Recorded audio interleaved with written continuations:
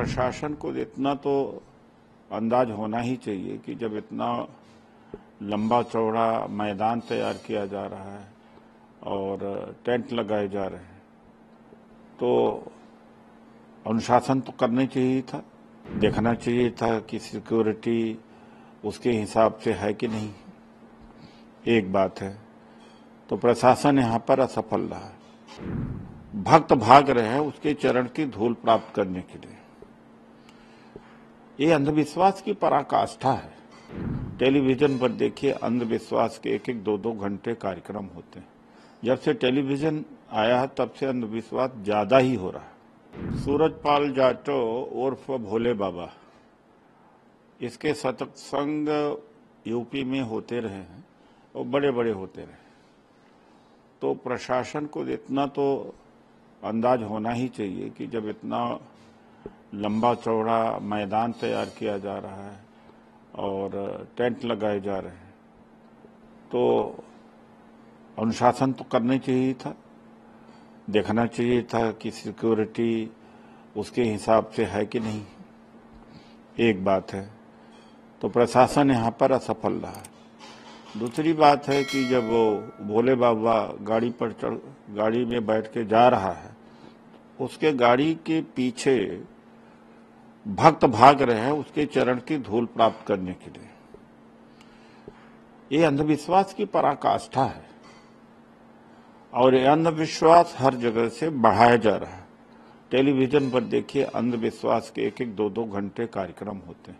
जब से टेलीविजन आया है तब से अंधविश्वास ज्यादा ही हो रहा है कि ये करो तो ऐसा हो जाएगा, वो करो तो ऐसा हो जाएगा। और इसके अलावा भी यह कोई नई घटना अपने आप में नहीं है और जगहों पर भी भगदड़ में लोग मारे गए हैं। कुंभ मेला में है, हरिद्वार में हुआ, उज्जैन में है, सबरीमाला में हुआ, नासिक में हुआ, कई जगहों पर हुआ। तो इसको जड़ से समाप्त करने के लिए अंधविश्वास और भक्ति को खत्म करना पड़ेगा, जो शिक्षा के माध्यम से ही हो सकता है। और सरकार की बड़ी अहम भूमिका होनी चाहिए इसमें। सरकार इसको प्रमोट न करने दे। जो झूठ का वादा करते हैं कि इसको भभूत दे दिया तो बच्चा पैदा हो गया, कैंसर ठीक हो गया, तो इससे क्या है कि लोगों में विश्वास बढ़ता चला जाता है। तो कहीं ना कहीं विराम तो लगना चाहिए। ऐसे बाबाओं को गिरफ्तारी होनी चाहिए। जितने बाबा इस तरह से झूठा बोलते रहते हैं और गलत प्रचार करते रहते हैं, स्वर्ग का लालच दिखाते रहते हैं और धन में वृद्धि होगी, परिवार बढ़ेगा, सुख शांति होगी, व्यापार बढ़ेगा, ये कर लो वो कर लो, ये सब अंधभक्ति में आता। जो उसके चरण की धूल के लिए पाने के लिए लोग भागे थे तो यही तो कारण था कि धूल मिल जाएगी तो हो सकता है जिसको बच्चा नहीं पैदा हो रहा बच्चा पैदा हो जाएगा, या जिसका व्यापार में घाटा हो रहा है तो घाटा नहीं होगा, या शादी विवाह हो जाएगी, घर में खेती ठीक ठाक हो जाएगी।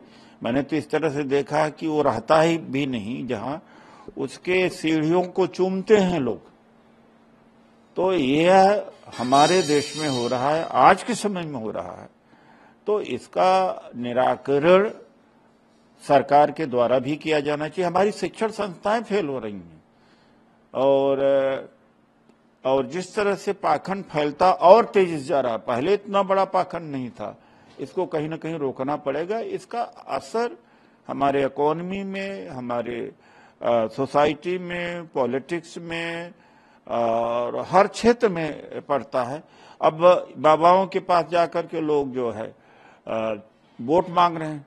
अब राम रहीम को आजीवन कारावास हुआ है, लेकिन उसका वोट बैंक है तो जेल में है और नहीं भी है, जब चाहता है निकल जाता है।